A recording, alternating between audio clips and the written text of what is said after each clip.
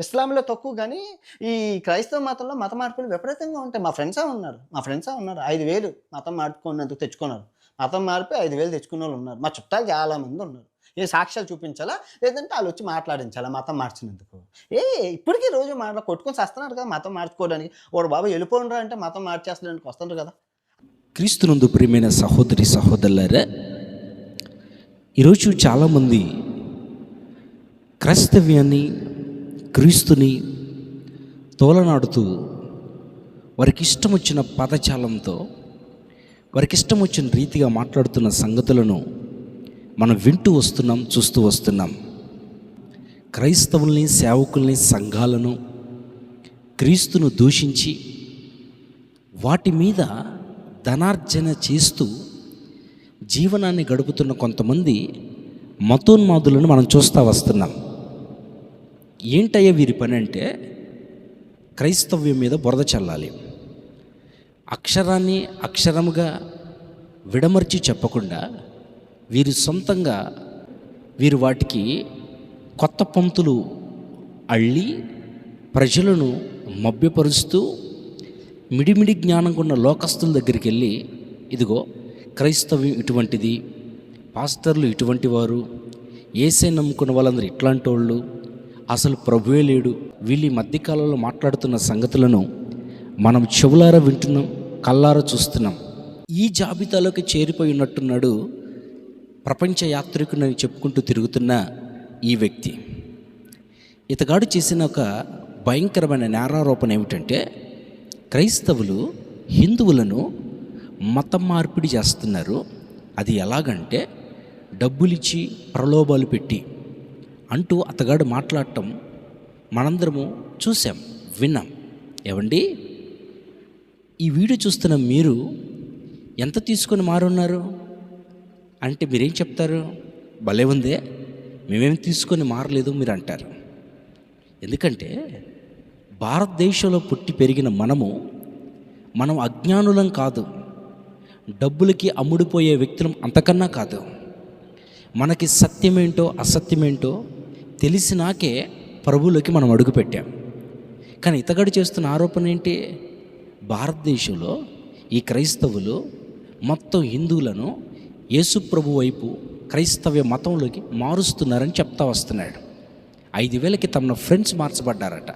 5,000 తీసుకొని మతం మారిపోయారట. ఏమండి, 5,000 ఇచ్చిన మహాప్రబుద్ధుడు ఎవరో తెలీదు.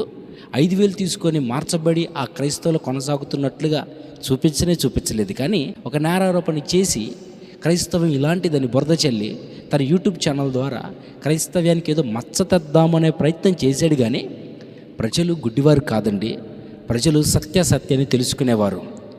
ఏమండి, మనమేదో ఒక మాట అనేస్తే అది అలా ఉండిపోద్ది అనుకోవడం మన భ్రమ. ఎందుకంటే ఎప్పటికీ సత్యం అనేది బహిర్గతమవుతుంది, ప్రజలు సత్యాన్ని తెలుసుకుంటారు. ఏమండి, అతగాని మనం ప్రశ్నిద్దాము, మనం కూడా తలా ఒక 5,000 వేసి ఇద్దామండి, మారతాడా? ప్రభులోకి వస్తాడా?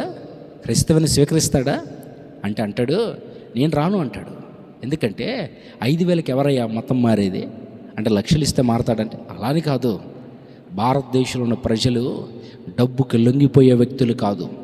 భారతదేశంలో ఈరోజు అనేకులు ప్రభు వైపు తిరుగుతున్నారంటే డబ్బులకు అమ్ముడుపోయి తిరుగుతున్న వ్యక్తులు భారతీయులు కాదండి. ఎందుకంటే భారతదేశంలో ఉన్న ప్రజలు అంత అజ్ఞానులు కాదు.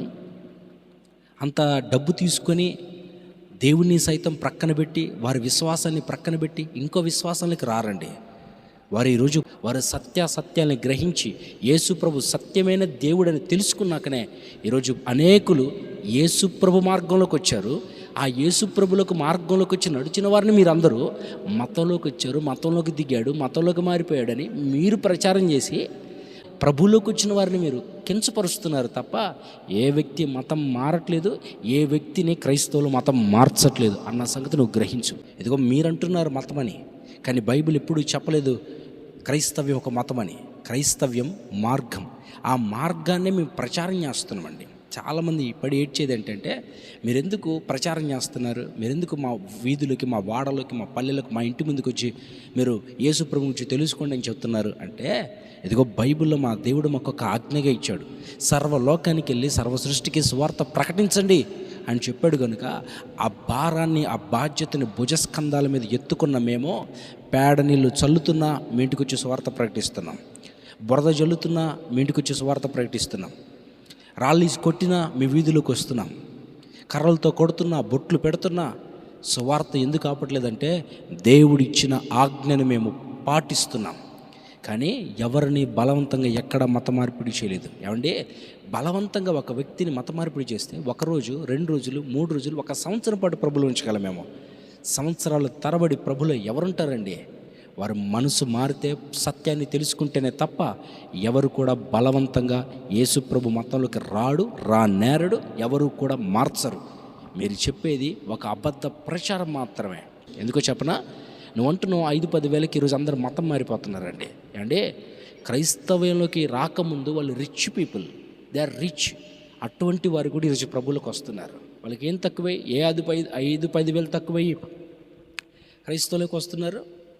బడా బిగ్ షాట్స్, చాలా సుసంపన్నమైన స్థాయిలో ఉన్నవాళ్ళు యేసయ్య ప్రేమను తెలుసుకొని క్రైస్తవులకు వస్తున్నారు. అంతే తప్ప నువ్వు అంటున్నట్టుగా 5-10 వేలకి ఏ వ్యక్తి మతం మార్చుకోవట్లేదు. బట్టలకో, గోధుమలకో, లేకపోతే ఇంకా లోక సంబంధం వేటిని చూపించి క్రైస్తవ్యాన్నిలోకి మనుషులు లాక్కోవట్లేదు. క్రైస్తవంలోకి ఎవరు కూడా అజ్ఞానంగా డబ్బుకో, ధనానికో, వస్తువులకు ఆశపడి రావట్లేదన్న సంగతి నువ్వు గుర్తించాలి. ఏదో ఒక నింద వేస్తే క్రైస్తవులు భరిస్తారనుకుంటున్నావేమో. ప్రియమైన సహోదరుడా, గమనించు, క్రైస్తవులు మతం మార్చట్లేదు. క్రైస్తవులే మతం మార్చాలి అనుకుంటే ఈరోజు భారతదేశంలో ఒక్క హైందవుడు కూడా ఉండడు. యేసయ్య మాకు అది నేర్పించలేదు, మేము అది పాటించట్లేదు. Just we are telling to know Jesus. యేసయ్యని గురించి తెలుసుకొని మాత్రమే చెప్తున్నాం. యేసుప్రభు ఎలాంటి వాడో, ఆయన చేసిన కార్యం ఏంటో తెలుసుకోమని ఒక పత్రిక గానో, ఒక మాట గానో, ఒక పేపర్ గానో ఇచ్చి వెళ్తాము తప్ప మతోళ్ళకి మారతారా, మారరా, మీరు మారకపోతే ఇగో మా దగ్గర ఈ ఫెసిలిటీస్ అని మార్చిన దాఖలాలు బైబిల్లో కానీ బయట కానీ ఎక్కడ లేవన్న సంగతి నువ్వు గ్రహించు. చెప్పచ్చు ఎన్నో మాటలు, ఎన్నో వార్తలు, కానీ సత్యం అనేది ఒకటే ఉంటుంది. ఆ సత్యం నజరేయుడైన యేసుక్రీస్తు ప్రభువు. ఈరోజు భారతదేశంలో ప్రజలందరూ మతం మారట్లేదండి, సత్యాన్ని తెలుసుకొని యేసయ్య మార్గమని, ఆయనే జీవని ఎరిగారు కనుకనే ప్రభువులకి మార్చబడుతున్నారు. కనుక ఈ విషయాన్ని గమనించి ఇంకెప్పుడు సహోదరుడా యేసుప్రభుని గురించి కానీ క్రైస్తవు గురించి తప్పుడుగా మాట్లాడొద్దని దయచేసి నీకు మనవి చేస్తూ ఉన్నాం. Praise the lord.